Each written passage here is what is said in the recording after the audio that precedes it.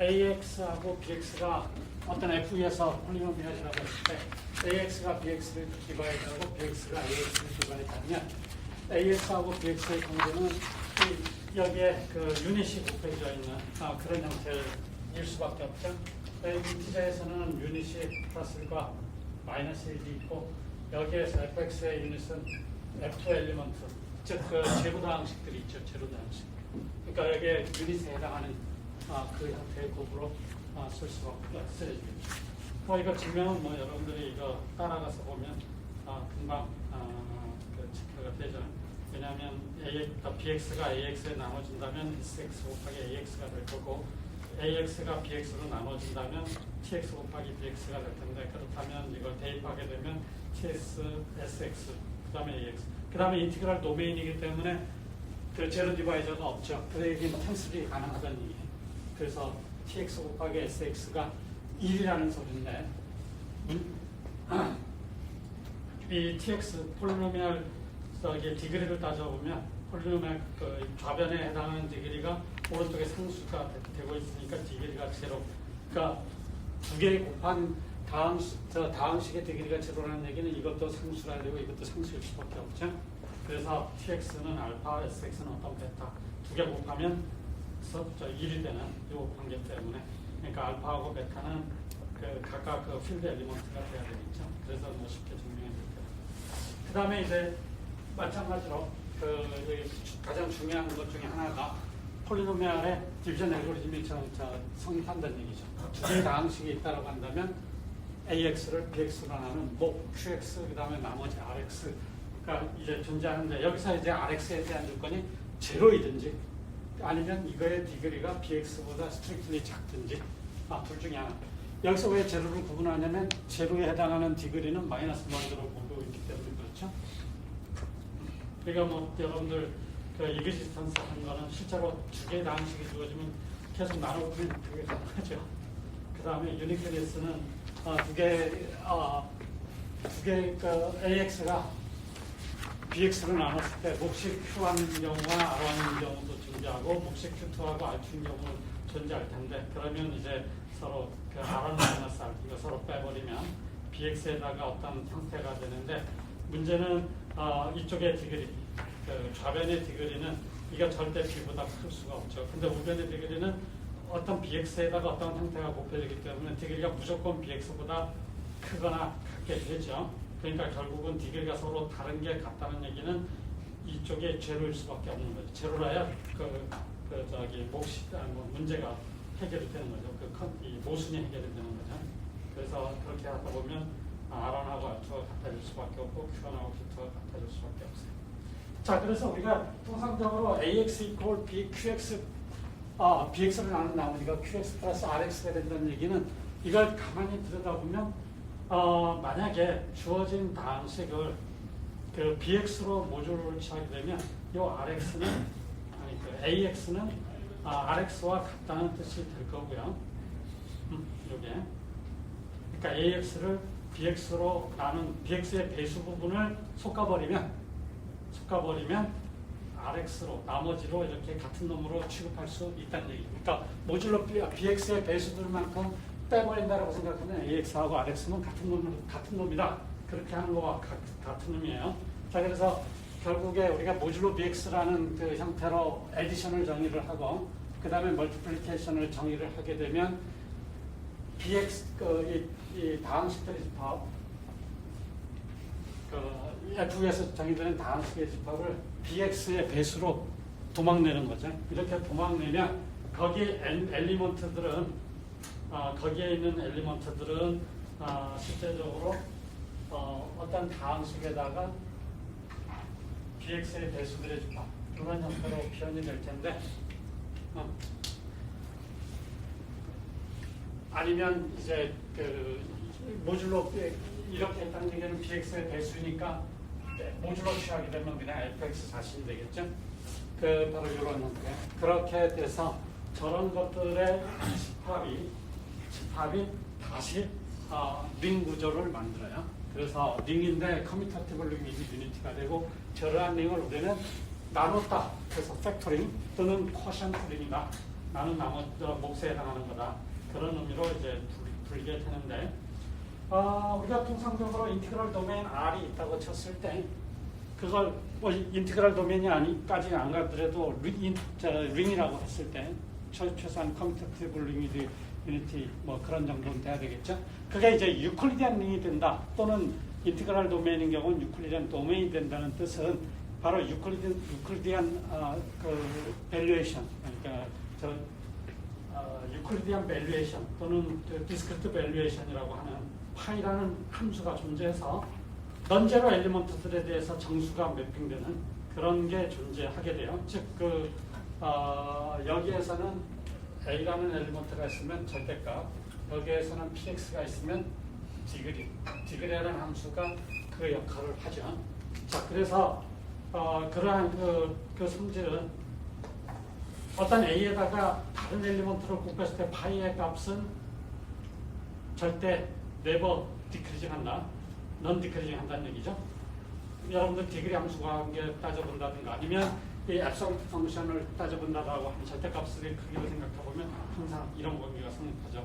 적어도 B0 아닌 수를 곱하게 되면 파이 값은 항상 넌 디크리징 한다. 그 다음에 두 개의 수가 주어졌을 때, 두 개의 그 어떤 엘리먼트가 주어졌을 때, 단 여기서 B는 0이 아니라고 하면, 이렇게 그 A를 B로 나눠서 몫을 Q, 그 다음에 나머지 R일 때는 QR이 존재한다. 단 여기서 R의 범위는 제로이든지 아니면 R은 그 파이 값이, 파이보다 항상 스트릭트리 작든지. 그래서 저 파이를 유클리디안 밸류에이션이라고 불러요. 파이들 이거 저기 마파이죠, 마파이. 유클리디안 평가한다는 밸류에이션. 보통 그 디스크리트 넘버를 주기 때문에 그 디스크리트 밸류에이션이라고도 하죠. 그래서 저런 임의의 링에 대해서 파이가 이런 두 가지 정도를 만족한다라고 하면 디스크리트 밸류에이션 또는 유클리디안 밸류에이션이라고 하는데, 저러한 게 존재한다고 하면 우리는 저러한 링이면 유클리디안 링, 그리고 만약에 유클리디안 또 아니고 인티그럴 도메인에서 저런 성질이 존재하는 함수가 주어진다고 하면 그거는 이제 유클리디안 도메인이라고 불러요. 그래서 유클리디안 도메인은 아주 우리가 다루기가 좋은 놈이죠. 그러니까 정수에서 절대값, 그 다음에 링 오브 폴리노미알에서 디그리 함수가 바로 그런 성질을 만족해요. 그래서 정수가 유니팩토라이제이션 도메인이 됐듯이 마찬가지로 fx도 유클리디안 도메인, 유니팩토라이제이션 도메인이 돼요. 이미 폴리노미알이 주어지면 그 폴리노미알은 프라임 폴리노미알들, 즉 일일섭을 한 놈들의 곱에서다가 그 다음에 어떤 파이나이트 엘리먼트가 바로 여기에서는 유닛 역할을 하죠. 그러니까 인버스가 있는 놈, 그 다음에 이게 넌 유닛이죠.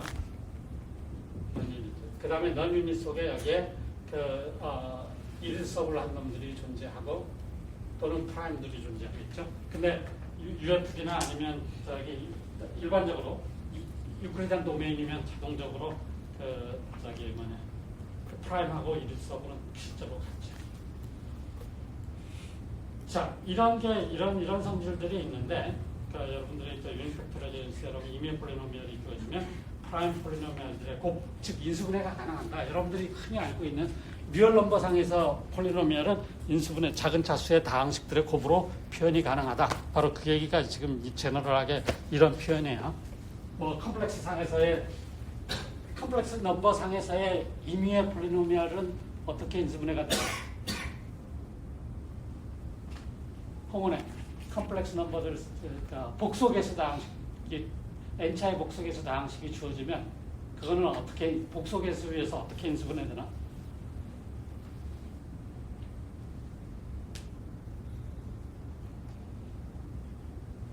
어떻게 인수분해돼?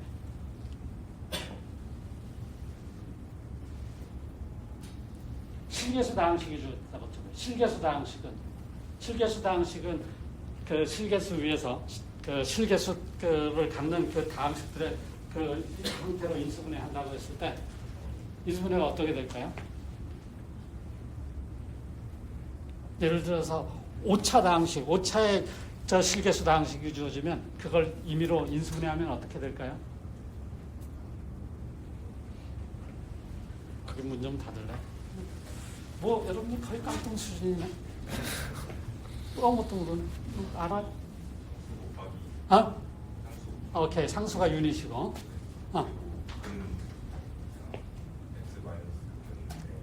그러니까 7개수 위에서 인수분해가 된다는 얘기는 이를테면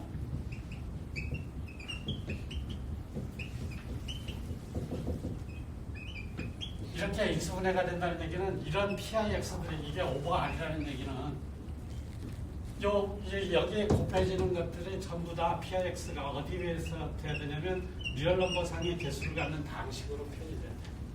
실계수에서. 그러니까 예를 들어서 X제곱 플러스 1은 더 이상 인수분해가 안 되죠. 실계수에서. 이게 여러분들을 인수분해하면 X 마이너스 I, X 플러스 I라고 쓰는데 이거는 복소개수에서 복소개수. 그렇죠? 자, 실계수에서는 어떻게, 만약 5차 다항식이 주어지면 어떻게 돼요? 깡통이라고 말을 들어도 할 말이 없겠다. 그렇죠? 실계수에서 다항식을 보게 되면 2차 이하의 실계수 다항식들의 곱으로 표현돼요. 2차 이하. 그러니까 전부 1차든지 아니면 2차 하나에 1차든지 아니면 2차 두 개에 1차 하나든지 그 표현 방법밖에 없어요. 인수분해 해보면. 아니면 갖고 와보세요. 그렇게밖에 안 돼. 무슨 얘기인지 알겠죠? 그럼 복소개수에서는 어떨까요? 복소개수까지 하면 이것도 인수분해 돼버리죠. 임의의 2차 식은, 그 실계수식은 복소개수까지 허용하게 되면 1차식의 곱으로 표현이 돼요. 그 얘기는 임의의 복소개수 다항식이 주어지면 완벽하게 1차들의 곱으로만 분해가 된다는 소리예요. 그게 복소수들이 그 algebraically closed 됐다는 그 의미예요. 그러니까 복소개수 위에서는 다항식을 여러분들이 만들어 봐야 실제로 인수분해가 안 되는 다항식은 1차밖에 없다는 얘기예요. 1차식이요. 이해됐죠? 자, 그래서 어쨌든 우리가 임의의 F가 주어지고 필드가 주어지면 거기에서 그 위에서 인수분해를 했다면 그 얘기는 프라임 폴리노미얼, 즉 일수성 폴리노미얼들의 곱과 그 다음에 상수항, 상수곱, 상수가 앞에 그 개수가 붙는 그런 식으로. 그래서 우리가 여러분들이 이 각각의 팩터들의 순서를 무시하면 유니크하게 팩토라이제이션 돼요. 그러니까 나타나는 다항식이 완벽하게 사실상 똑같다는 얘기예요. 여러분들이 예를 들어서 폴리노미얼의 최고차항의 개수를 1로 고정시켜버리면 그걸 이제 모닉이라고 부르는데 모닉 폴리노미얼이라고 부르는데 그 모닉 폴리노미얼로 정해버리면 그 나타나는 그 팩터들이 정확하게 딱 하나로 고정이 돼버리죠. 자, 그래서 여러분들 유니크니스와 이그지스턴스 체크해 볼 수 있고요. 그게 만약에 필드가 아니면 어떤 일이 벌어지느냐? 여러분들 저 x 제곱 플러스 7 GA 이거는 유닛이 아니죠. 아니, 그 유닛이 아니죠. 이거 저 필드가 아니죠. 이게 필드가 아닌 거는 일반적으로 GA는 정수의 성질들을 그대로 많이 따라와요. 그러니까 저게 정수 집합에서 우리가 물려받는 것들이 되게 많죠. 근데 n이 프라임이 아니면, 프라임이 아니라는 얘기는 n은 어떤 두 개의 정수의 곱으로 표현이 된다는 소리죠. 그렇죠. 그 두 개의 정수 더 이 n보다 작은 정수. 그러면 GN에 A하고 B가 속했는데 A 곱하기 B가 모듈로 n으로 하게 되면 제로가 된다는 소리잖아요. 그러니까 제로 디바이저가 존재한다는 소리예요. 인티그럴 도메인이 아닌 거죠. 자, 그래서 예를 들어서 여러분들이 GA 개수를 갖는 두 개, 다음식 X 제곱 플러스 7이 있어요. 이게 모듈로 A에 해당하는. 자, 그러면 여러분들이 이게 인수분해 하는 게 유니크하지가 않아요. 그러니까 무슨 얘기냐면 X 플러스 1 곱하기 X 플러스 7 해도 요 놈이 나오고요. X 플러스 5 타임스 X 플러스 3 해도 나와요. 저거 왜 같으냐? X 플러스 1, X 플러스 7 이거 모듈로 A에서 계산한다라고 한다면 여러분들 X제곱 플러스 8X 플러스 인티저에서랑 똑같아. 이렇게 인수분해 한 다음에 이게 모듈로 A에서는 항상 따라 붙는 거죠. 그러면 이게 날라가요. 그렇죠? 자, 반면에 여러분들 저처럼 X 상수 X 플러스 3, X 플러스 5 하게 되면 이거 두 개 더하면 8X 플러스 15가 되는데 이게 모듈로 A 지금 우리가 모듈로 A에서 작업하고 있다면 이거 없어지고 15가 7과 같죠? 그래서 우리가 필드 위에서 이렇게 정의하지 않으면 예를 들어서 G8을 개수로 갖는 다항식이 주어지면 서로 다른 팩터들의 곱으로 표현이 가능한 형태가 나와요. 그러니까 팩토라이제이션이 유니크하지 않게 된다는 뜻이에요. 유닉 팩토라이제이션이라고 하는 게 그냥 거저 얻어 먹는 게 아니라는 소리죠. 그렇죠? 오케이, 그런 걸 참고하세요. 자, 그 다음에 우리가 두 개의 폴리노미얼의 GCD를 생각했을 때 GCD가 유니크하다. 뭐 저거는 이제 우리가 모닉이라고 가정하면, 그러니까 최고창 여러분들이 예를 들어서 4와 6의 GCD는 2라고도 할 수 있지만 마이너스 2라고도 얘기할 수 있어요. 그러니까 그 앞에를 항상 예를 들어서 아까 저기 정수에서는 유닛이 이런 것들이 있지만 요 최고창에 해당하는 그 앞에 1로 고정시켜 버린다라고 하면 저건 마이너스 2는 우리가 생각하지 않는 거죠. 그럼 유니크해지죠. 마찬가지로 우리가 그 GCD를 생각할 때 두 개의 폴리노미알을 생각해서 GCD에 항상 그 최고창의 개수는 1로 고정시킨다. 이게 만약에 여기 사실 여러분들 헷갈리지 않게 해서 모닉이라고 가정한 거예요. 모닉이라고 하면 최고창의 개수를 1로 두게 되면 항상 어떤 GCD가 DX라고 했을 때 알파 DX는 알파가 필드 엘리먼트면 저건 다 GCD가 돼요. DX가 GCD라고 했을 때. 그렇지만 이제 우리가 적절히 알파를 곱해가지고 이 알파 DX의 최고창의 개수를 1로 만들어버리면 그거는 유니크죠.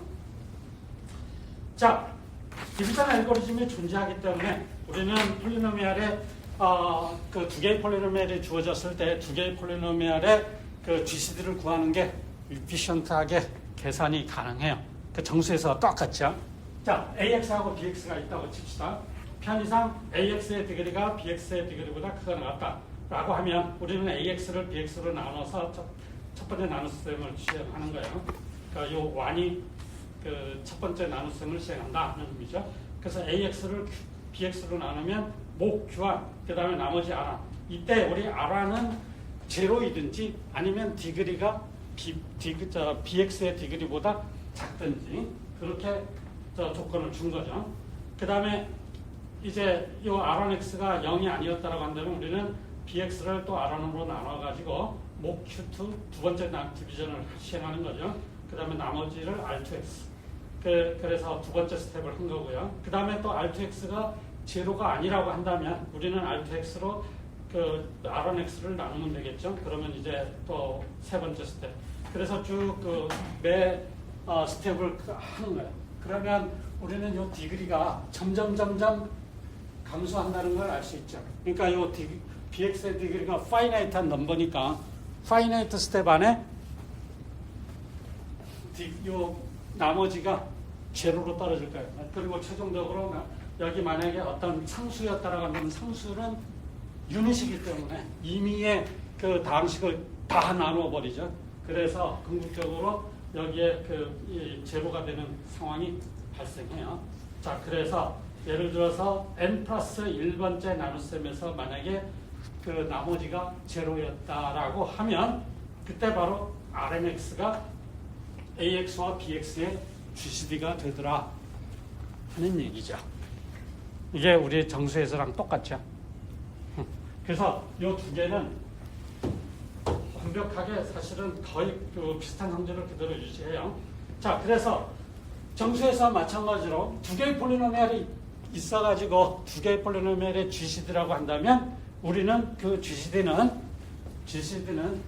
주어진 두 개의 다항식의 다항식을 개수로 하는 선형결합으로 표현이 가능할 거다. 저 정수에서와 성질 똑같죠. 그래서 AX에다가 SX, 그 다음에 BX에다가 TX를 곱한 걸로 할 수가 있다는 얘기죠. 자, 그러면 이걸 어떻게, 이 SX하고 TX를 어떻게 시스테매틱하게 잡아낼 수 있느냐? 그건 정수에서와 똑같이 이렇게 하시면 돼요. 이니셜 컨디션으로 우리가 그 이니셜 컨디션 -1과 0, 이게 -1번째, 0번째니까. 자, 그때 이제 우리는 매 스텝마다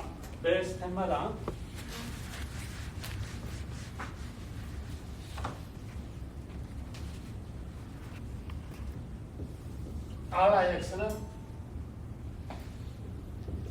TIX, 그러니까 SIX.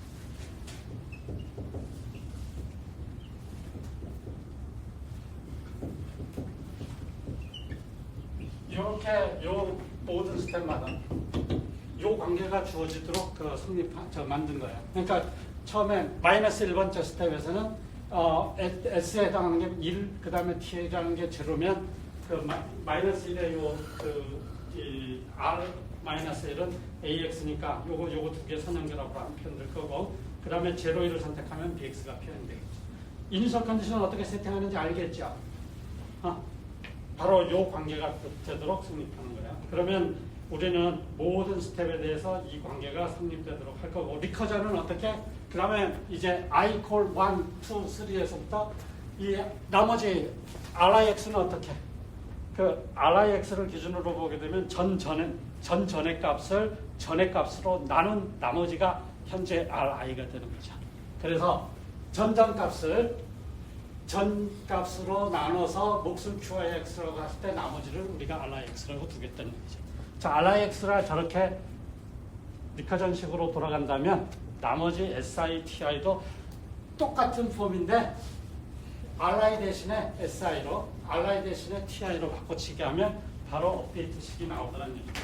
그래서 지금처럼 이렇게 RM 플러스 1이 제로였다라고 하면 이 RNX가 바로 그 n번째 스텝이니까 n번째 스텝에서 항상 이 관계가 성립하도록 우리가 됐으니까 바로 그때 SNX하고 TNX를 우리가 찾아내게 되면 우리가 원하는 형태가 나오더라는 얘기죠. 자, 여기서 우리가 아까 나눗셈 보면 이게 R0에 해당하는 거고요. BX가. 그 다음에 AX가 R-1X에 해당하는 거예요. 자, 그래서 저 스텝을 여러분들이 생각을 해보면 정확하게 이해할 수 있죠. 자, 그래서 예를 들어서 지금 AX가 X8스 그리고 BX가 이렇게 했을 때 요거의 GCD를 구하라 라고 하면 이건 사실 웃기는 문제인데, 그러니까 우리가 이 유클리안 알고리즘으로 잡아봐라 하면 우리가 SI, TI, 그 다음에 RI 이렇게 생각해서 R-1은 XA 큰 놈, 그 다음에 두 번째. 그래서 여기가 이제 세팅, 이니셜라이제이션이 되는 거죠. 그래서 X8을 요걸로 나눠가지고 몫을 Q1을 잡고, 그 다음에 나머지를 잡고, 그 다음에 요거 업데이트 해나가고, 이렇게 쭉 하는데, 이거 지금 바이너리 연산이에요. 바이너리 연산. 그러니까 개수가 바이너리로만 됐다는 얘기죠. 근데 이렇게 해서 쭉 가게 되면, 이건 그냥 볼 필요도 없이 AX하고 BX의 GCD를 계산하라 라고 했을 때는 볼 필요도 없이 GCD는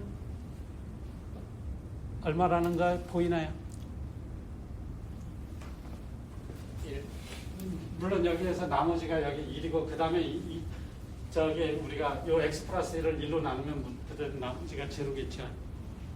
그거는 너무나 당연하게 될 텐데, 그래서 요 1이 GCD인데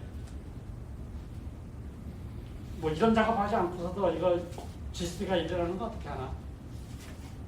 GCD만을 찾아내라고 하면 GCD가 일어나는 건 눈치채요? 어떻게 눈치챌 수 있나?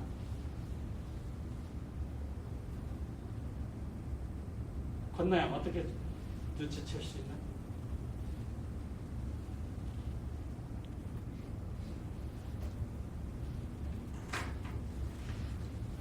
이제 루트라는 걸 알게 되면 루트라는 거는 대입해서 어떤 특정한 엘리먼트를 엑스프레션에 대입을 했을 때 그걸 이밸루에이션 한다고 그래요.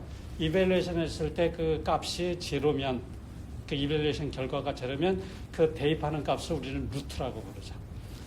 엑스파슨을 뭘 대입해가지고 제로를 만들 수 있죠? 그러니까 0밖에 없죠. 그러니까 요건 0밖에 루트가 없는 거고 이거는 0을 대입하면 어떻게? 1이죠. 그러니까 0을 공유하지 않아. GCD가 만약에 그 1차로 나왔다는 얘기는 그 1차에 해당하는 루트를 서로 공유해야만 나오겠죠. 1차 이상이라고 하면. 그러니까 루트가 공유되지 않잖아요. 그러니까 당연히 저기 서로 렐러티블리 프라임하지요. 자, 그러면 여러분들이 이거 도대체 이거 왜 하느냐 이거예요. 왜 하느냐.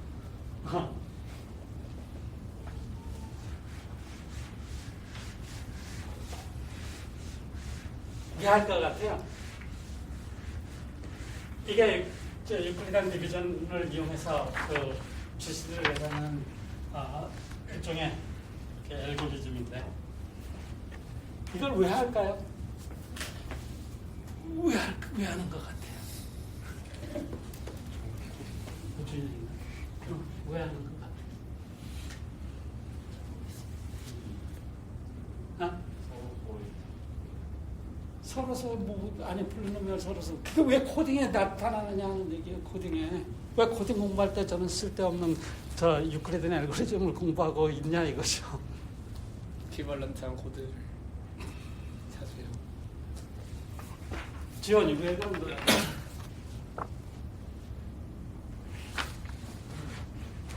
여러분들이 지금 가장 그 기본적인 클래시컬 코드에서 그게 대표적인 코드잖아요. 그렇죠? 저 코드의 대표적인 디코딩 알고리즘이 바로 이 아이디어를 이용하는 거예요. 무슨 얘기인지 알겠죠? 그래서 여러분들 이거의 디코딩 알고리즘을 짜라고 하면은 여러분들 저 나중에 저 프로젝트 나갈 거예요. 바로 이 유클리드 알고리즘을 써가지고서 할 거예요. 그러니까 여러분들 그 리니어 코드에서 신드롬 배웠죠, 그렇죠? 그 비슷한 형태로 신드롬이라는 걸 정의를 해요. 그 신드롬 폴리노미얼이라는 거. 그 다음에 이거의 에러 정정 능력이 t라고 한다면 g의 2t 이런 형태가 나와. 그래서 그 소위 말해서 그 이거는 그 BCH나 리드 솔만 코드에서는 에러가 어느 위치에서 일어나는가. 그 에러 로케이션을 그 찾는 폴리노미얼이 있는데 그게 바로 시그마 오브 G예요. 이건 에러 로케이터 폴리노미얼. 그러니까 소위 말해서 그 시그마 G의 루트가 에러 로케이션이랑 관련이 있어요. 그 다음에 에러 밸류랑 관계 있는 게 뭐냐면 에러 이밸루에이터 폴리노미얼이에요.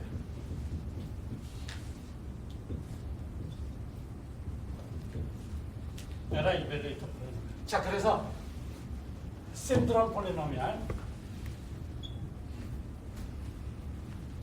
그 다음에 G의 T, T는 에러 정정 능력, 에러 커렉션 케이퍼블리티. 자, 그러면 전부 다 디파인이 됐죠? 그러면 저것들 사이에 그 성립하는 그 관계식이 도대체 뭐냐? 여러분들 이제 디라이브가 가능한데 유도할 수 있다는 얘기예요. 시그마 오브 G 타임스 S 오브 G는 여기 오메가 오브 G 모듈로 G의 2T. 이게 키 이퀘이션이에요. 이게 키 이퀘이션. 자, 그러면 이게 도대체 이거랑 무슨 상관이 있느냐? 무슨 상관이 있느냐? 바로 상관이 있죠.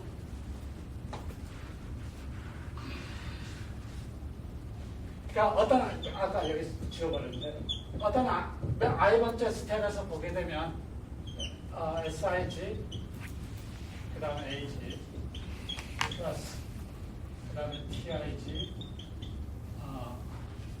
그 다음에 B of G. 자 여기서 아까 A of G가 여기에 G의 T X의 A시라는 얘기는 이거 에러 커렉션 케이퍼 볼 때가 4짜리를 작업하고 있다는 뜻이에요. 4짜리. 그렇죠. 저거랑 아이디어를 하면. 자, 그러면 여러분들이 이거 약간 이 턴 보기 싫어 하게 되면 모듈을 채워버리면 되죠. AG의 배수는 날려버려라. 날려버려라. 그러면 어떤 모양이 돼요? TIJ B of G 타임스는 RIG 모듈로 AG 모양이죠. 자, 저거랑 어떤 관계가 있죠? 모양이 똑같잖아요. 모양이 똑같잖아요. 자, 그래서 요게 에러 로케이터 폴리노미알로 가는 모양이고 요게 에러 이벨레이터 폴리노미알로 가는 모양이고 A of G가 에러 커렉션 캐피터블티, 요 B of G가 시그마죠. 자, 그러니까 결국은 뭐냐면 에러 정정 능력 그 코드를 사용하면 결정이 돼요. 그렇죠? 알아요. 그 다음에 신드롬은 수신된 값이 오면 계산이 가능해요. 오케이? 자, 그 두 개를 가지고 디비전 알고리즘을 적용하면 이런 식으로 내려오겠죠. 자, 그랬을 때 우리가 에러 정정 능력이랑 뭐 이런 관계 때문에 어느 위치에서 스탑할지를 알아요. 예를 들어서 두 번째 위치에서 스탑을 딱 했다라고 한다면 요 TIG가 바로 저 시그마 에러 로케이터 폴리노미알이고 그 다음에 요 그거에 해당하는 RIG가 바로 에러 이벨레이터 폴리노미알이 된다는 걸 보여줄 수가 있어요. 그럼 바로 여러분들이 이거 몇 번만 작업하면 에러 이벨레이터 폴리노미알과 에러 로케이터 폴리노미알을 찾는다는 얘기죠. 이해하셨어요?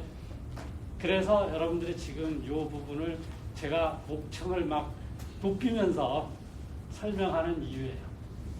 이해하셨죠? 그러니까 지금 여기 우리 엘지브라 배우는 게 가치가 있다는 뜻이에요. 그러니까 대표적인 그 디코딩 알고리즘이 우리가 이런 디코딩 알고리즘을 유클리디안 알고리즘이라고 부르고요. 그 다음에 또 한 가지 저걸 좀 다른 방식으로 푸는 게 벌레캐프 멜스 알고리즘이 있어요. 여러분들 예를 들어서 비실치 코드나 엑셀강 코드 작업하라고 그러면 아무런 제한 조건 주지 않으면 막 그 어디선가 베껴가지고 블랙캠프 멜스 알고리즘으로 그냥 해버리는데 물론 이해하고서 또 하면야 괜찮죠. 근데 어쨌든 지금 요걸 우리가 키 이퀘이션이라고 부르는데 요 키 이퀘이션을 어떤 방식으로 푸느냐 우리는 바로 요 방식으로 풀 수 있다. 이해하셨죠?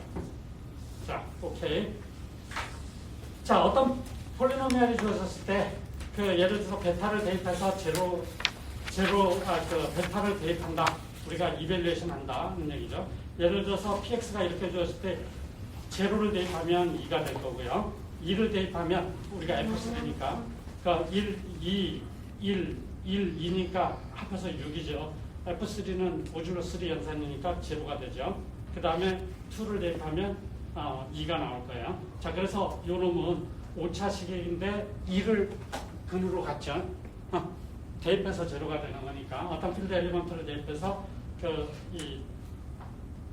결과가 연산 결과가 제로라고 한다면 우리는 그걸 루트라고 불러요.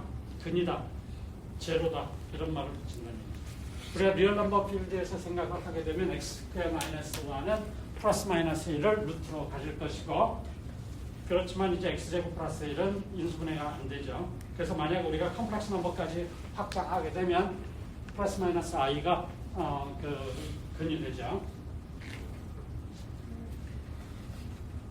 여러분들 만약에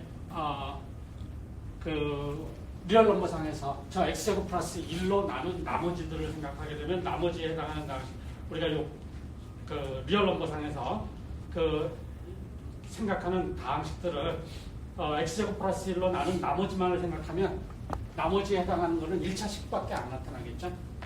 1차식 우리가 x제곱 플러스 1을 모듈로 생각하는 거예요. 자, 그러면 이런 그 1차식과 이런 1차식의 합을 할 때는 주어진 이 다항식을 가지고서 합을 할 때는 뭐 이거는 차수가 넘지 않으니까 그냥 이렇게 동료항 동료항끼리 묶어가지고 작업해버리면 될 거고, 곱을 했을 때는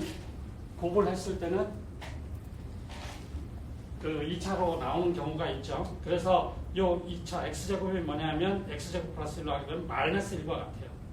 요게 x제곱은 마이너스 1과 같죠.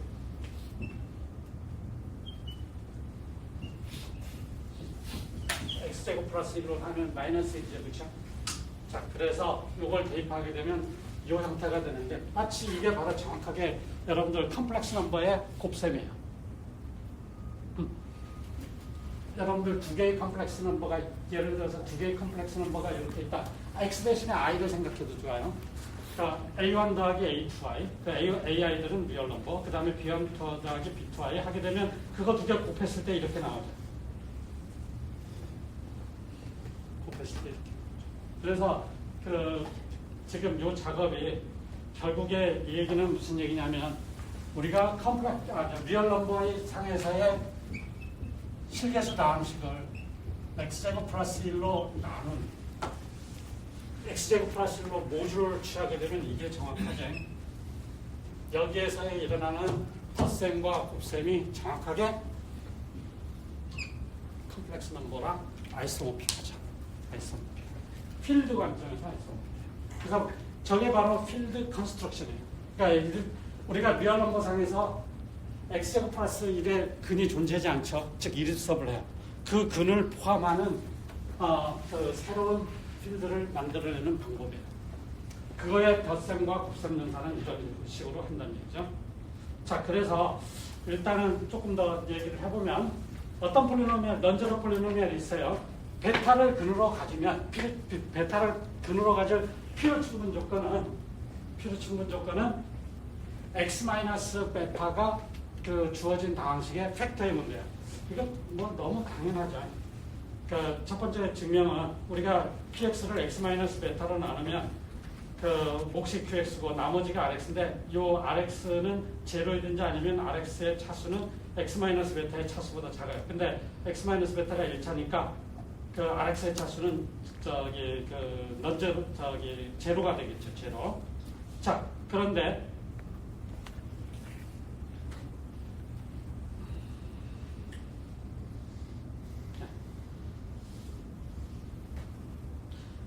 px가 베타를 근으로 갖는다라고 했으니까, 우리가 여기에 보게 되면 베타를 대입하게 되면 첫 번째 텀은 사라질 거고, 좌변은 베타를 대입하면 제로일 거고, 그 다음에 여기에 이게 1차면 차수가 0이면 이게 상수였을 텐데, 요 rx가 제로가 된다는, 상수로서 제로가 된다는 뜻이 되겠죠. 그러니까 결국은 베타를 근으로 갖는다면 그 px는 요 rx가 없어지는 모양이 돼서 x-베타를 근으로 값을 거고, 그리고 마찬가지로 x-베타가 px의 그 팩터였다라고 한다면, 처음부터 아예 요 rx가 없다라고 한다면 베타를 대입했을 때 제로일 수밖에 없죠.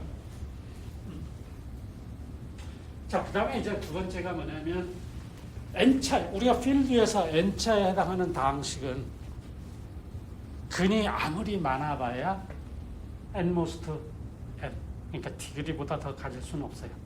디그리만큼, 최대 디그리만큼 가질 수가 있는데, 이 얘기는 그 필드 내에서예요.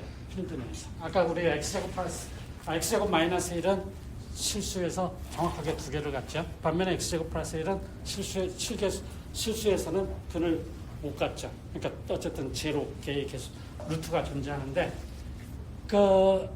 좀 더 확장해가지고 컴플렉스 넘버, 그러니까 리얼 넘버에서는 컴플렉스 넘버로 올라갈 거고요.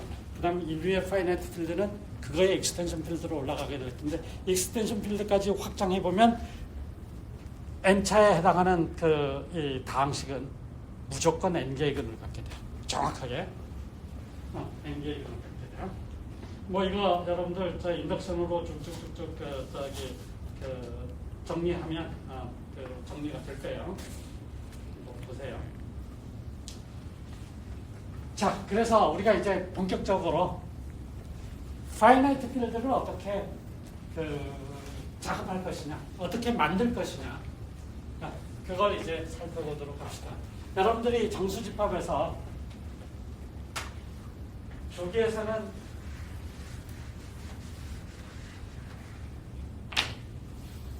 정수집합에서 여기에서의 소위 말해서 어떤 n의 배수들이 집합이 있다고 한다면 G를 n의 배수로 이렇게 나눠버리는데 이건 사실은 뭐랑 똑같으냐면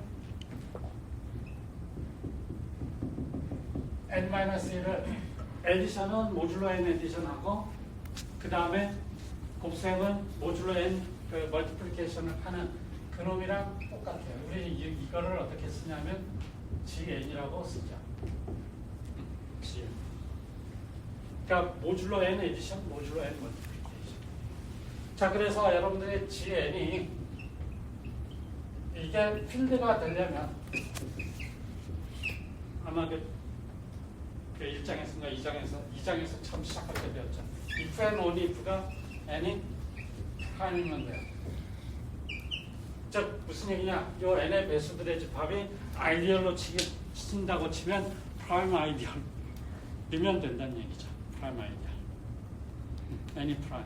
그러니까 n이 이리서블 하면 된다는 얘기예요. 그러니까 이런 유클리디안 도메인에서는 이리서블이나 프라임이나 같은 의미가 돼요. 그러니까 아주 유클리디안 도메인에서는 아주 특징이 좋죠. 자, 그거와 마찬가지로 우리가 결국에 여기서 우리가 요놈을 가지고서 작업했던 거와 마찬가지로 fx가 있으면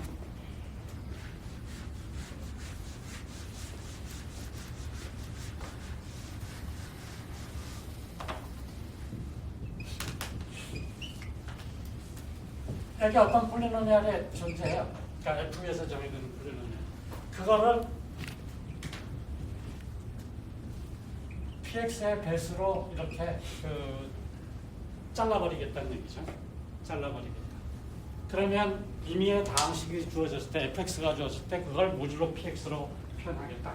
근데 만약에 우리가 px의 디그리가 n이라고 한다면 그때 이제 이퀴벌런트하게 여기에 나타나는 놈들은 n차 이하에 해당하는 다항식들만 가능해.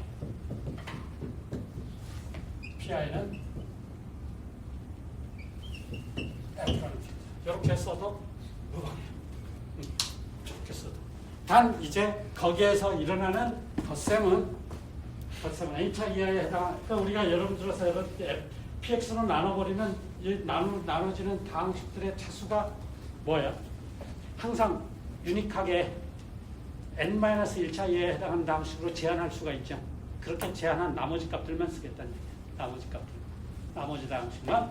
자, 그랬을 때 요 집합에서 우리가 이제 어떤 작업을 할 거냐? 임의의 엘리먼트 두 개를 취하면 이런 모양이 될 텐데 그거의 합은 동량끼리 만약에 고분한다면 차수가 n보다 넘쳐나겠죠. 넘쳐나는 거는 px로 다시 한번 모듈로를 취해져 버리면 돼요. 그렇게 해서 리듀스 시켜버린다는 거죠.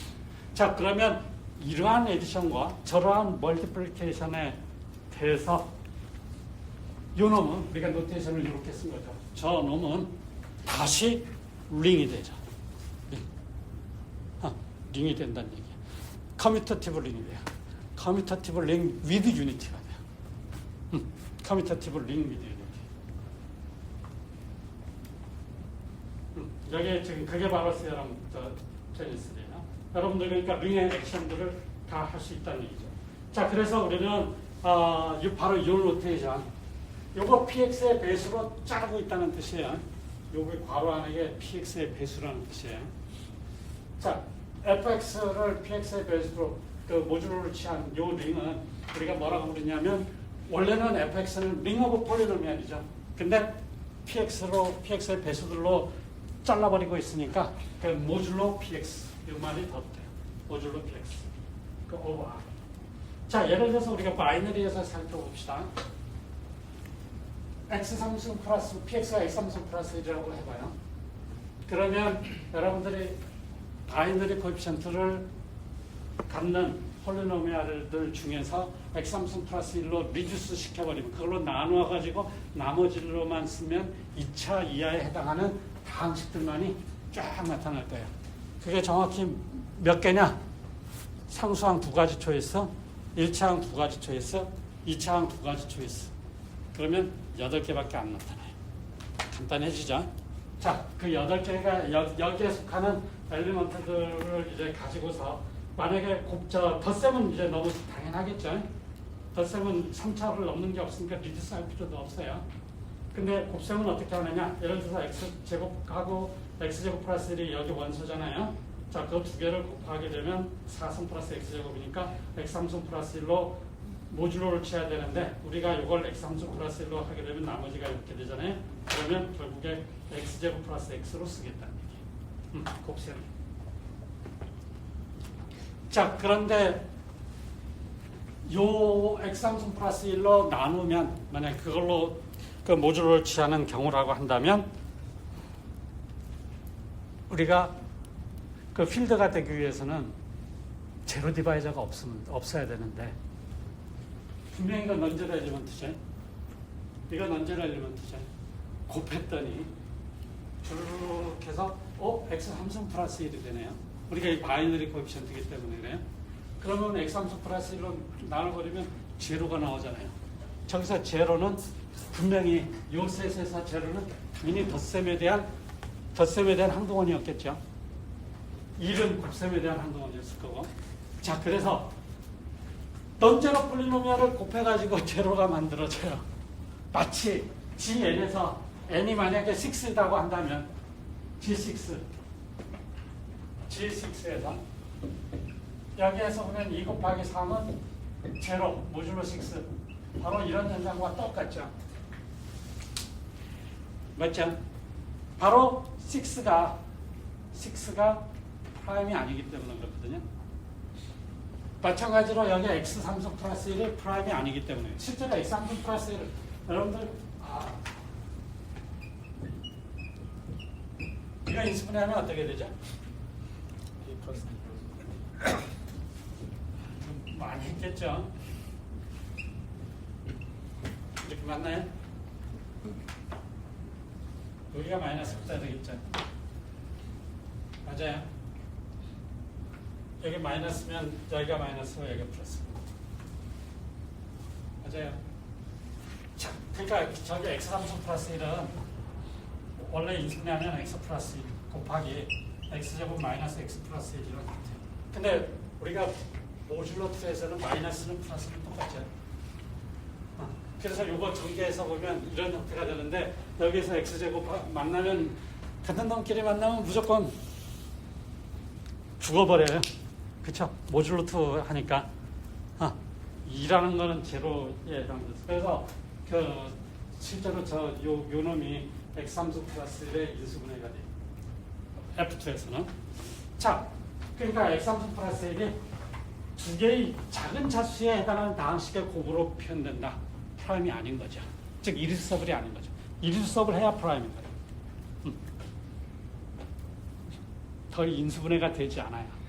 작은 차수에 해당하는 그 다항식들의 곱으로 표현되지 않아야 프라임인 거예요. 바로 여기에서.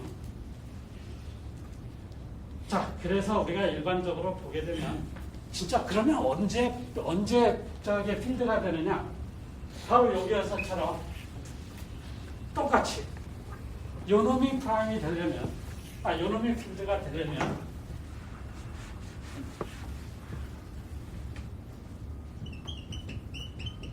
px가 모듈을 취한 게 이게 필드가 되려면 조건이 똑같죠? px가 프라임이면 돼요. 즉 이르서블. 우리가 지금 그 유닉 팩터라이제이션 도메인 내지는 지금 그 육대전 도메인이기 때문에 이르서블 하다는 말과 프라임이 하다는 말이 사실은 똑같죠. 우리가 애널리지를 생각하면 완전히 똑같아요. 그쵸? 그러니까 따로따로 배우려면 어려운데 저거 두 개를 쫙 비교해서 보면 저렇게 했구나. 적어도 감은 잡을 수 있죠. 감은. 오케이? 자, 그래서 이렇게 되는데 여기서 가장 중요한 게 뭐냐면 그 곱셈에 대한 항등은 우리가 지금 요 GN이 우리가 필드가 되려면 모듈 6한 개 필드가 안 되는 이유가 6이 두 개의 곱으로 표현되는 거잖아요. 일수업을 하지 않기 때문에 그렇잖아요. 그래서 여러분들 여기에서 보게 되면 PX가 일수업을 하다라고 하면 여러분들 그 곱셈에 대한 곱셈에 대한 항등원이 존재한다는 걸 보여주기만 하면 되겠죠. 그래서 우리가 임의의 AX를 잡고 그 다음에 그 AX는 우리가 PX의 디그리보다 작은 놈이라고 간주해도 되겠죠. 우리가 그 PX의 배수는 다 긁어내 버렸으니까. 그러면 AX하고 PX의 GCD는 PX가 일수업을 하다라고 했으니까 AX는 그 인수로 그 차수가 작은데 절대 인수가 될 수가 없죠. 인수가 될 수 없으니까 이거 두 개는 서로 relatively prime해요. relatively prime하다는 얘기는 GCD가 1이라는 소리예요. 그러니까 1은 어떻게 AX와 PX의 배수로 표현이 돼요. 자, 그 얘기는 무슨 얘기냐면 PX로 모듈을 취하는 작업에서는 요 두 번째 텀이 날아가서 AX에다가 선 폴리노미얼을 곱하면 1이 된다. 바로 SX, 여기서 나타나는 SX가 곱셈에 대한 여건이 된다 하는 소리죠. 그러니까 여러분들이 GCD를 AX와 BX의 GCD를 AX와 BX의 선형결합으로 표현한다는 그 아이디어에서부터 시작해가지고 곱셈에 대한 여건까지도 우리가 찾아낼 수 있다 하는 얘기예요. 오케이? 자, PX가 이들수업을 하지 않다. 만약에 우리가 이 FX 오버 그 다음에 PX 이게 필드가 됨에도 불구하고 만약 결론을 부정해버리면 어떻게 되느냐? 그러면 이 어떤 임의의 이쪽 그 좌변에 있는 원소에 대해서 그 항등원이 여건이 존재하지 않아요. 그럼 모순이 된다는 걸 볼 수가 있죠. 자, 그래서 우리가 F2로 한정해가지고 생각을 해봅시다. 제일 중요한 게 F2 한정되는 게 가장 기본이겠죠.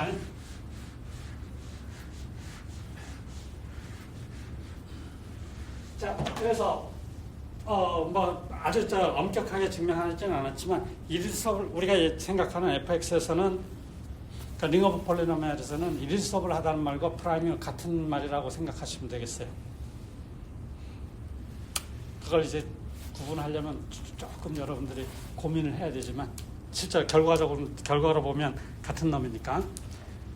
자, F2에서 생각을 해봐요. 다항식을 생각해보면 1차에 해당하는 다항식은 딱 두 개밖에 없어요. x 또는 x 플러스 1. 1차라고 하게 되면 1차항의 개수는 1일 거잖아요. 그 다음에 여기에 상수항은 우리가 선택 가능하다고 한다면 a가 0이면 x, 그 다음에 a가 1이면 1. 두 가지밖에 없죠. 자, 2차라고 한다면 몇 개 있어요? 2차는 여기 모닝으로 잡으면 4개. 네, 여기 A1X, A0인데 요거 두 가지 해서 두 개 해서 4개가 존재하겠죠. 자, 4개를 다 써서 보게 되면 여러분들 그 X제곱 둘 다 0면 X제곱, 그 다음에 X제곱 플러스 1, X제곱 플러스 X, X제곱 플러스 X 플러스 1 이렇게 4개가 되겠죠.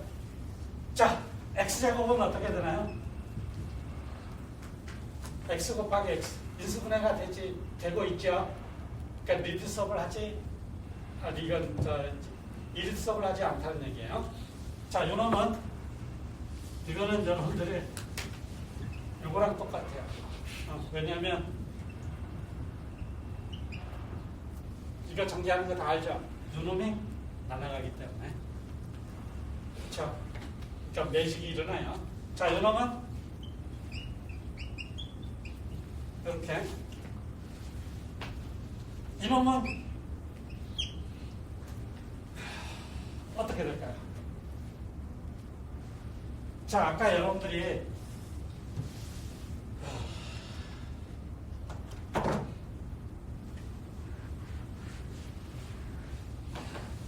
PX가 베타를 대입했을 때 제로라는 얘기는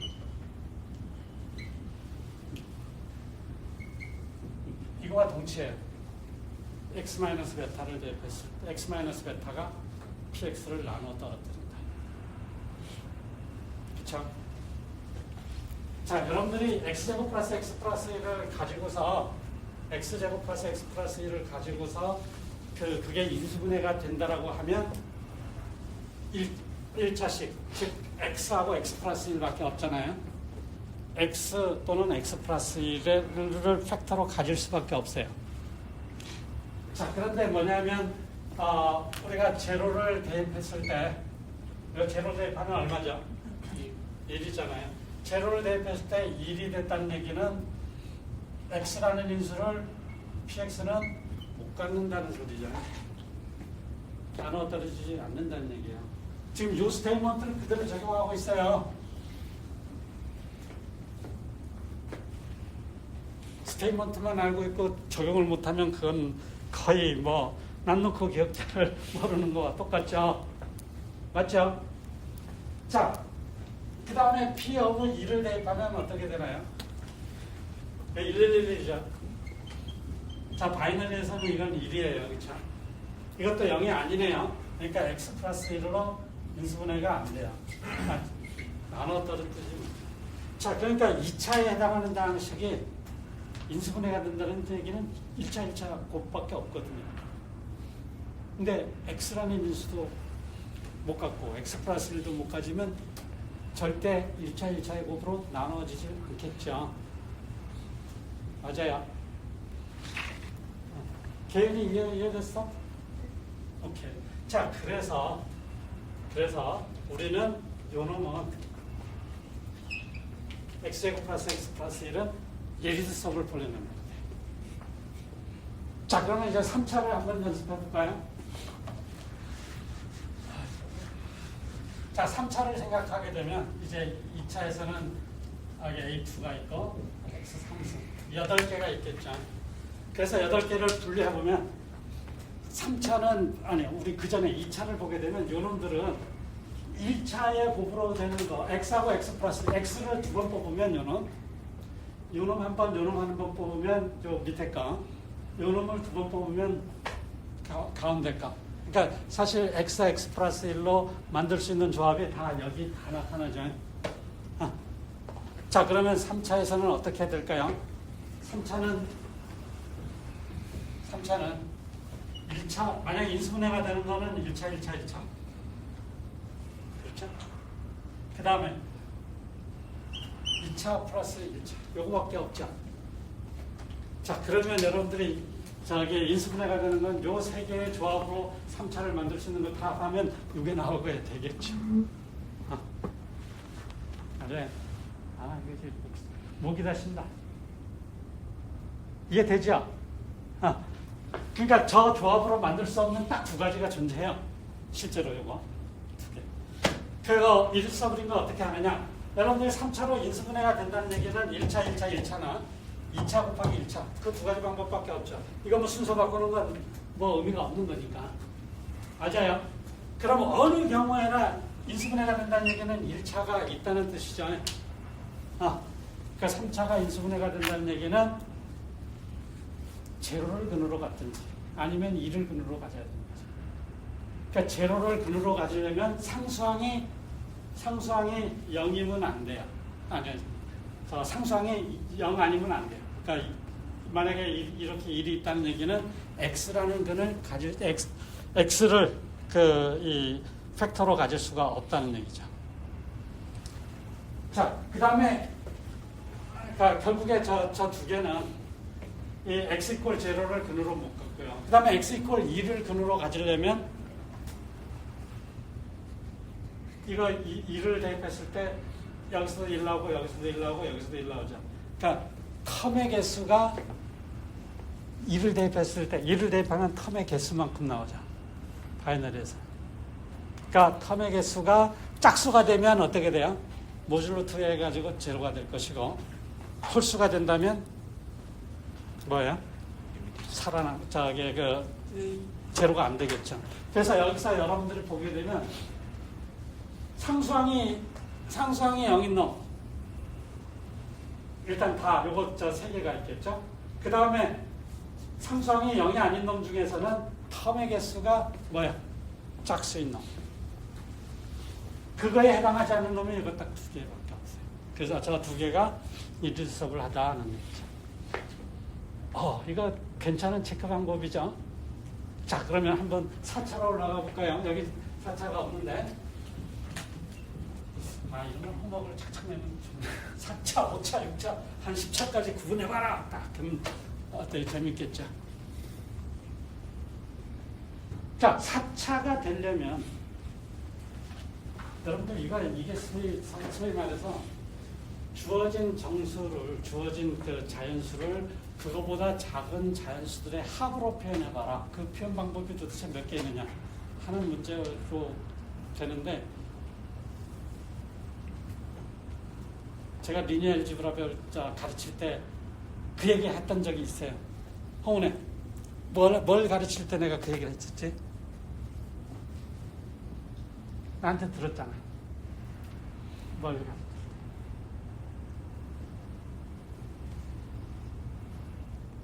지금 듣고 있어. 지금은 아직 얘기 안 했어. 지금 듣고 있던가? 네. 아직은 얘기를 안 했어. 열심히 들었잖아. 뭘 얘기할 때 이런 식의 그 구분을 했더라?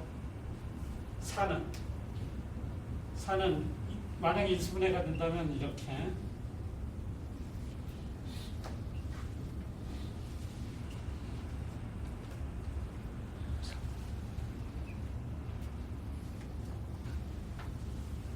그러니까 사라는 숫자를 사보다 작은 숫자에, 그러니까 넌네가티브 그러니까 정수들의 합으로 표현하면 저 방법 말고 있나요? 없죠. 순서 바꾸는 건 그건 안 하고. 저거 할 때 뭘 했었나? 이런 거 했었잖아. 기억은 안 나는데. 디멘션. 수업 들었던 학생 중에 나영이 들었잖아.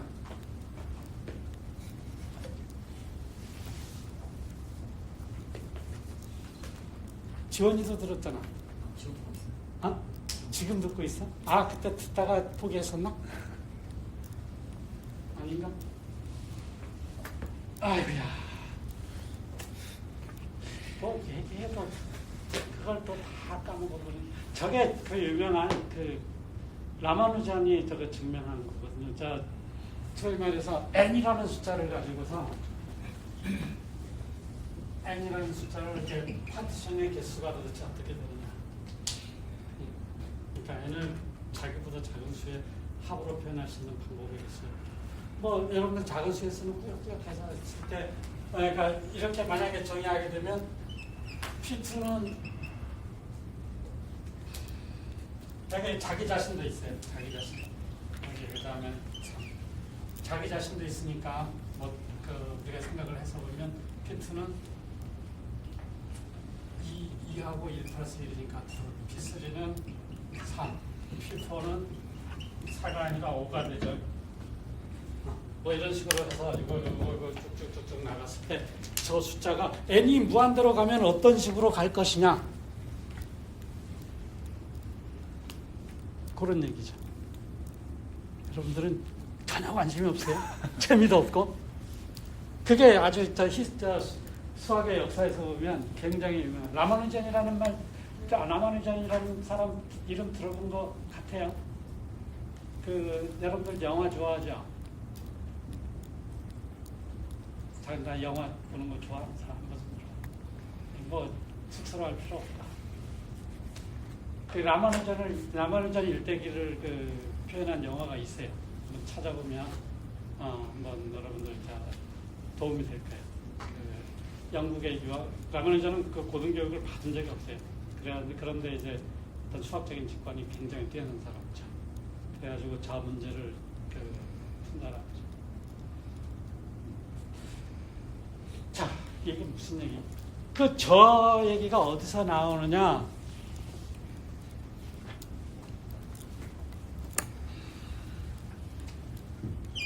선형대에서는 여기서 나오죠. 그러니까 주단편이니까.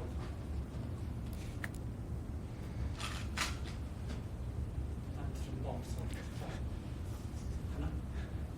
그러니까 예를 들어서 그 3x3 그 람다 아이겐밸류와 관련된 조단 캐논 그래프는 도대체 몇 개가 있느냐라고 했을 때 만약에 요 케이스로 분해가 된다면 요 첫 번째 거는 람다 바로 다이고널라이저블한 케이스고요.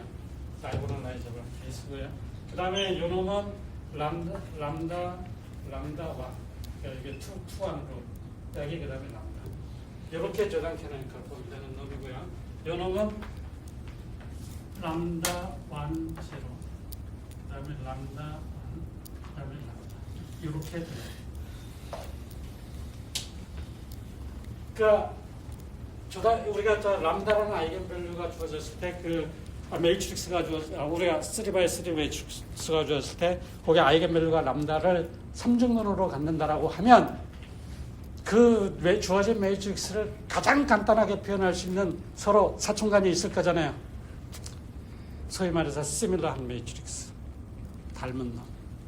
그 닮은 놈 중에서 제일 간단하게 표현하는 방법이 바로 조단 캐노니컬 폼이거든. 그 조단 캐노니컬 폼이 저 세 가지 중에 하나다 하는 얘기죠. 그런 얘기를 할 수 있어요. 뭐 어쨌든. 자, 여러분들이 4차에 해당하는 다항식이 주어졌을 때 인수분해가 되지 않는다 하는 얘기가 바로 이거죠. 4를 4로밖에 쓸 수 없는 상황. 그러니까 우리가 4차의 이들소 폴리노미얼을 찾으려면 바로 이 케이스를 찾아야 되는데, 자, 요 케이스 세 개는 어떠냐? 1차를 갖는 거죠. 1차의 팩터를 갖는 거죠. 다시 돌아왔어요. 조단 캐노니컬 폼이 아니라 지금 저 쪼개는 인수분해로 돌아왔어요. 자, 그러면 1차로 요 세 가지 케이스를 체크하는 거는 바로 1차에 인수가 있다는 얘기는 x 아니면 x 플러스 1로만 나눠 고려하면 돼요. 그러니까 상수항이 우리가 이 4차에 해당하는 다항식 중에서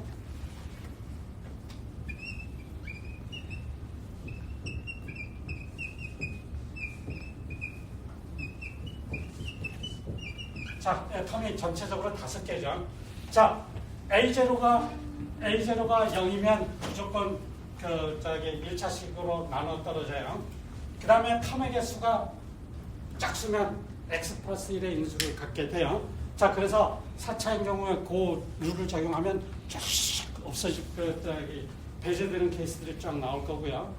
그 다음에 또 한 가지, 이제 그 두 개의 테스트를, 그러니까 F0가 0이 아닌 거, F1이 0이 아닌 거, 요 케이스에다가, 그 다음에 이제 요 케이스가 이제 체크가 돼야 되는 거죠. 주어진 다항식이 2차와 2차 곱으로 표현된다. 그 얘기는 요거의 제곱한 형태가 돼야 되겠죠. 2차의 이리솔 폴리노미얼은 하나밖에 없잖아요. 그러니까 저거 제곱하게 되면 어떻게 되나요?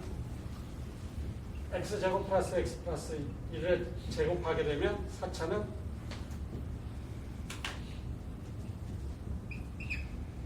각각의 텀의 제곱으로 표현돼요. 우리가 저기 a 플러스 b의 제곱이 a제곱 더하기 b제곱. 여러분들 고등학교 때 저렇게 썼다가는 선생님한테 무지하게 혼나죠. 근데 F2 세계에서는 저게 진실이에요. 자, 그래서 여러분들 일단 이 테스트를 통과하고 그 다음에 저게 아니라고 한다면 4차에서 저 케이스만, 저거는 지금 저 두 개 테스트를 다 통과하죠. 제로를 대입하면 1이 남고, 그러니까 x의 배수가 아니고, 그 다음에 텀의 개수가 3개이기 때문에 x 플러스 1을 인수로 갖지 않죠. 그래서 저 두 개를, 저 케이스를 딱 제거하면 그 남는 게 딱 이 두 가지밖에 안 남아요. 아니, 4차에서는 3가지.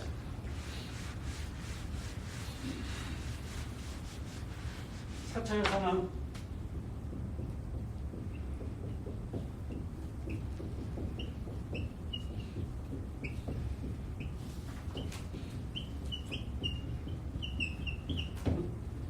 이렇게 3가지만 남아요.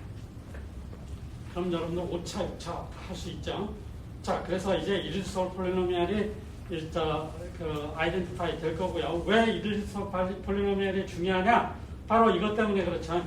이르디서블 폴리노미얼이 주어지면 그걸로 모듈을 취한 형태로 보게 되면 바로 필드가 되니까 필드 컨스트럭션인데요.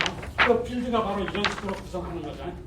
그러니까 요 덧셈은 이렇게, 그 다음에 곱셈은 이렇게. 단지 이제 px를 이르디서블 폴리노미얼로 잡게 되면 그 전체적으로 우리가 필드가 된다는 얘기죠. 그럼 이거의 원소의 개수는 도대체 뭐냐? 여기 보게 되면 n-1차 이하에 해당하는 나원식의 개수니까 f의 사이즈가 n번만큼, 즉 이만큼의 원소의 개수를 했겠죠? 그렇죠? 그러니까 원소의 개수가 저만큼이 되는 필드를 여러분들이 컨스트럭션 한 게 되는 거예요.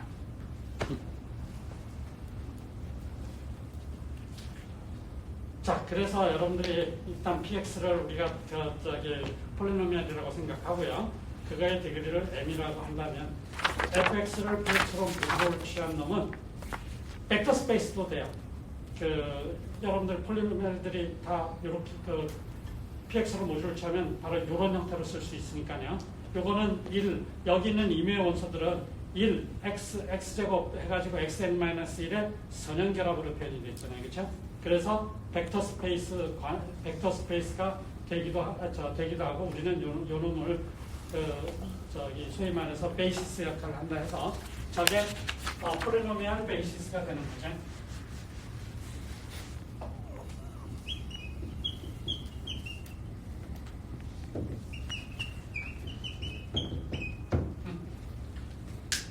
우리가 주어진 그 필드의 폴리노미얼 베이시스라고 부를 수 있어요. 자, 이거의 사이즈는 정확하게 우리가 만약에 f가 Q개의 원소를 갖는다라고 한다면 우리가 지금 여기 디그리가 m이라고 한다면 Q to the n개만큼, 아까 요놈은 n으로 썼었는데 여기 m으로 바꿨네요. 자, 그 다음에 이제 결국은 우리가 중요한 건 뭐냐면 FQ에서 디그리 m 차인 일일솔 폴리노미얼이 존재한다면 Q to the m개의 원소를 갖는 파이나이트 필드가 존재한다. 바로 어떻게? 이렇게 컨스트럭션해서. 그렇죠?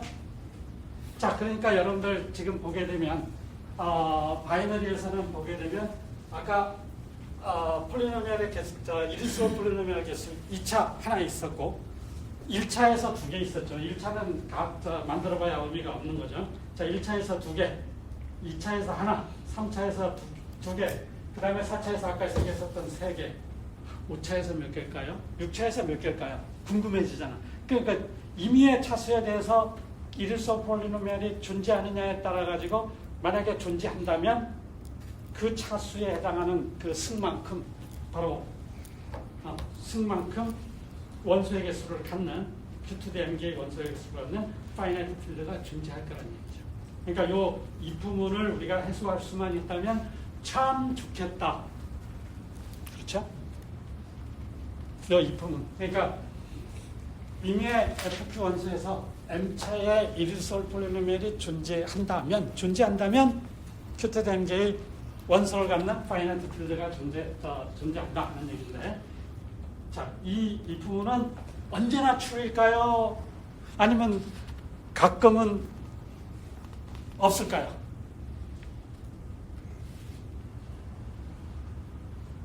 이 장에서 한번 얘기했는데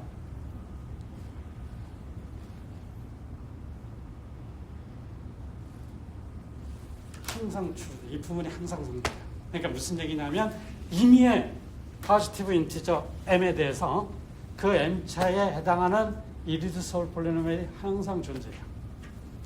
최소한 하나 이상은 존재해요. 그러니까 결국은 우리가 그 FQ라는 그 필드 위에서 필드 익스텐션, 소위 말해서 이게 필드 익스텐션 된 건데, 그 필드 익스텐션 할 수 있는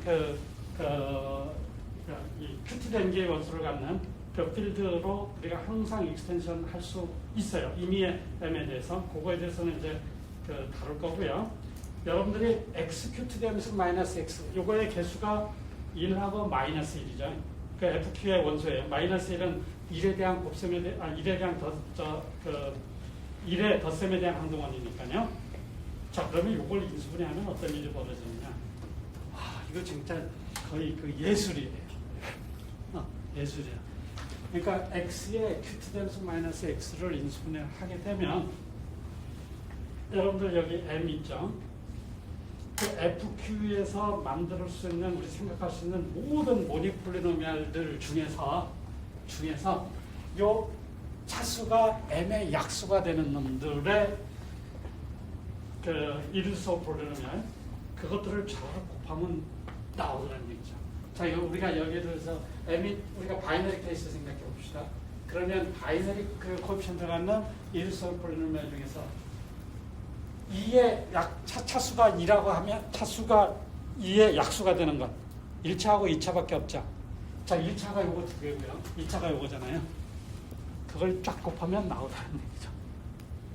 그 다음에 만약에 3차라고 한다면 3의 약수는 1하고 3차죠.